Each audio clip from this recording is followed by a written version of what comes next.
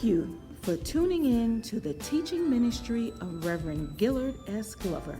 Now stay tuned for a powerful message. Good morning. Turn, if you would, to the 80th Psalm. Holy history teaches us that God greatly blessed the ex-slaves he brought out of Egypt. He snatched them from the clutches of a cruel and powerful oppressor. He made a highway for them through the sea so they could escape the oppressor's army. He displaced the original owners of the promised land and gave it to the ex-slaves of Egypt. God blessed them greatly in the promised land, and they were admired by the onlooking nations. All he asked was that they obey his commandments, which they broke so they could walk and talk and worship like their irreligious neighbors. Because of their disobedience, God punished them and allowed 10 of the 12 tribes to be deported from the land of promise to Assyria, so they could build up the wealth of another nation. Those who were not deported were placed under the control of an Assyrian governor. Now, instead of being admired by all onlooking nations, they were ridiculed. They became a laughingstock, for they had risen so high and then fallen so low. They prayed that God once again would recognize them as his chosen people. They prayed that God would restore them as a united people. They prayed that God would revive them. And because of their disobedience, God did not respond to their prayers. So in Psalm 80, the people cried out to God and asked for recognition. They asked for restoration, and they asked for revival. Their plea in 722 BC for recognition, restoration, and revival sounds very much like the plea of ex-slaves in America today. We know that God has blessed us greatly, yet we are laughed at by our neighbors and ridiculed by our oppressors. Like Israel, we cry out to God for recognition. Like Israel, we cry out to God for restoration. Like Israel, we cry out to God for revival. Even though couched in events 700 years before the arrival of Christ, this psalm is relevant to us today. And so for a few minutes, I want to look at it under the umbrella of prayer for the restoration of God's people. Do you want to be recognized as God's people once again? Do you want to be restored? Do you want to be revived? Let's look at this text. Now there were 4 kings of Israel: Saul, David, Solomon, and Rehoboam. And while Rehoboam was king, Israel split into 2 kingdoms. Israel, consisting of the 10 northern tribes, and Judah and Benjamin, consisting of the 2 southern tribes. Because of Israel's disobedience, God allowed the 10 northern tribes to be deported to Assyria. These are the tribes we know as the lost tribes of Israel, scattered throughout predominantly West Africa today. The remaining kingdom of Judah became second-class citizens in what they identified as their own land. During their time under the lash of the Assyrian slave masters, Israel made 3 requests of the Lord. The first was that they might be recognized. They wanted to be seen and heard by God. They asked God, please recognize your people. The people's first request was for recognition. The text says they prayed, "Hear us, O shepherd of Israel." Strictly understood, this cry to be heard means to turn toward us, to listen to us, to give ear to our plea. After Israel disobeyed God, it seemed as though he had turned his back on his children.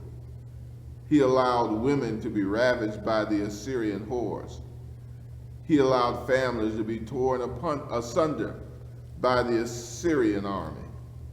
He allowed 10 tribes to be deported to Assyria by the merciless army. It was as if God, who had fought for Israel and defended Israel, had turned his back on Israel. It was as if he no longer recognized Israel as his people, worthy of the prosperity and protection that only he could provide. And so the people cried out, "Hear us, O Lord. Recognize us as your people. Provide and protect us as you did when you brought us out of Egypt. We are locked in a prison of oppression, and only you have the key to unlock the prison doors." God had effectively placed Israel in timeout. Now, when my children, Jillian and Trey, would disobey me, I never beat them or spanked them. I put them in timeout. Timeout meant they were placed in a room they couldn't leave unless I opened the door. While in timeout, they begged. While in timeout, they asked, "Daddy, please open the door." While in timeout, they pleaded, "Daddy, come open the door." While in timeout, they promised, "I will never disobey again." Until I opened the door, they continued to plead and promise to obey. In 722 BC, God put Israel in timeout. He refused to recognize their plea for help and release. He simply allowed them to marinate in the disaster caused by their disobedience. He had the power, but he wouldn't exercise that power. So they cried out, "Hear our prayer, O Lord. Hear our prayer, O Lord. Incline thy ear to us and grant us thy peace." Now, not only did the nation cry out for recognition, it also cried out for restoration. In verses 4 through 7 of this text, the psalmist asked God, "How long will you be angry with us? How long will you allow Syria to cause us to eat at the table of tears? How long will you allow our neighbors to mock us and our enemies to ravage us? How long must we suffer?"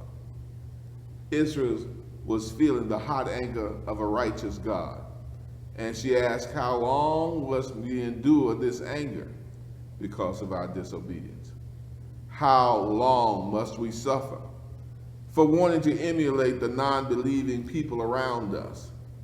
These people once admired us because you blessed us greatly, but now they laugh at us because you have removed your hedge of protection from around us. Because of you, we were a fortified community of 12 tribes who together were formidable and powerful. But now we are split and weak. Each tribe seeks its own welfare, and we are powerless. Restore us. Bring Israel and Judah back together again, so we can once again be your people.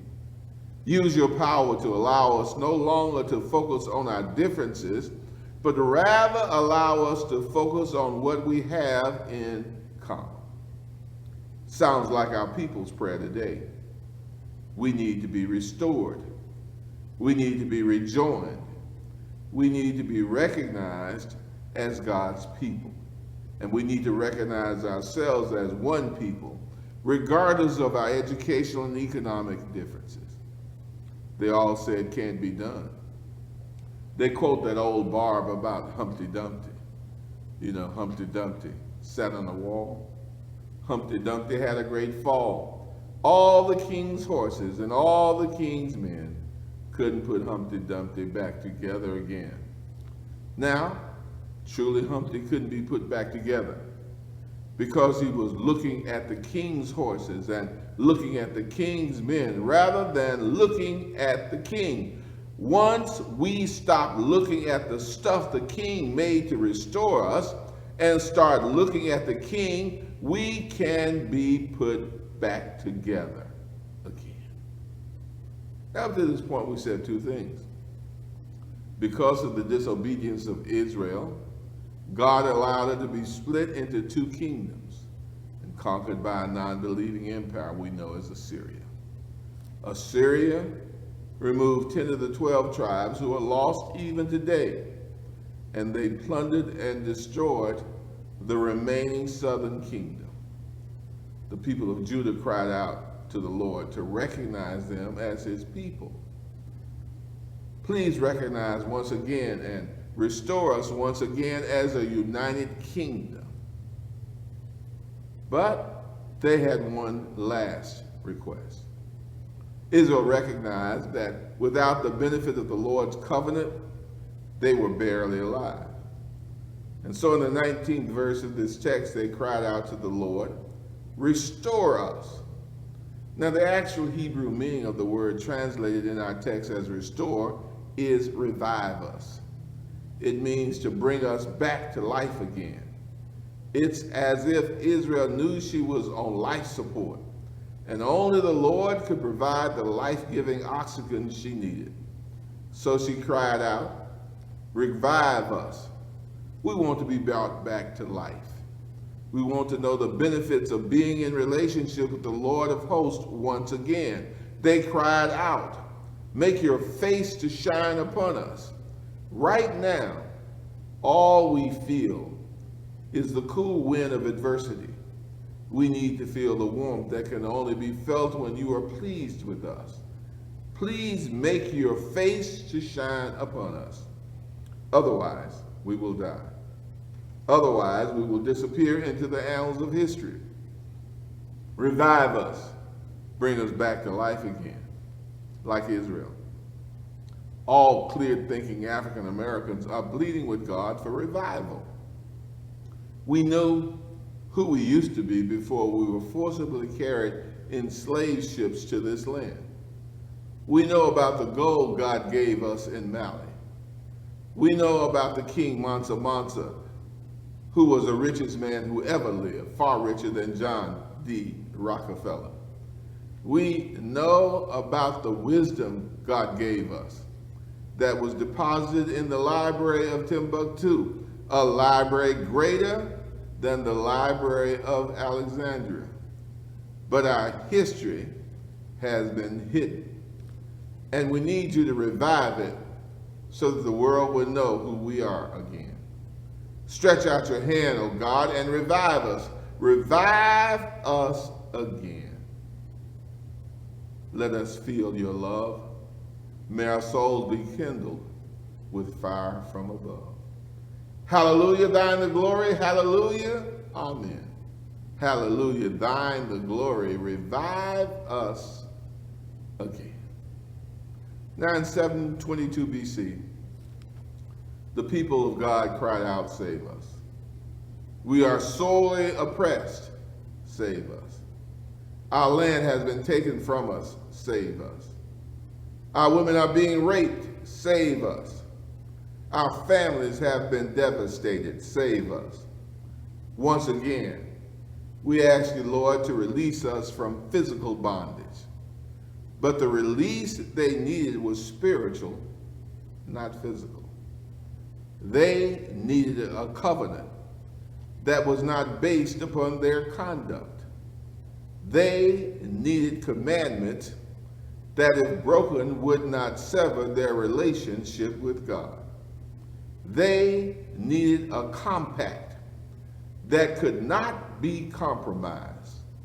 They needed a Savior who could purchase for them an eternal relationship with God. 722 years passed, and then in the province of Judah, in a town called Bethlehem, a child was born. When he was born, the angel Gabriel said, "Name him Jesus, because he will save his people. He will not change their tendency to lie. He will take on all of their sins. He will not change their tendency to cheat. He will take on all their sins. He will not change their tendency to steal. He will take on all of their sins." Jesus came and went to Calvary with your sins and my sins on his very person so that we might be saved. They hung him high and they stretched him wide, and he died for your sins and for my sins. And because of his death, now we are revived. We have salvation. We have the possibility of life eternal. Amen. Here I am, standing in the need of prayer. Oh, here I am, standing in the need of prayer. Oh, here I am, standing in the need of prayer. Oh, here I am, standing in the need of prayer. Here I am, standing in the need of prayer. Oh, here I am,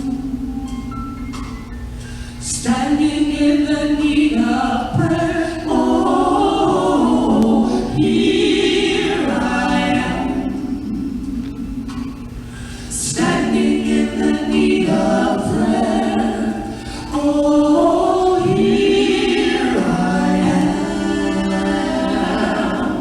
standing in the need of prayer.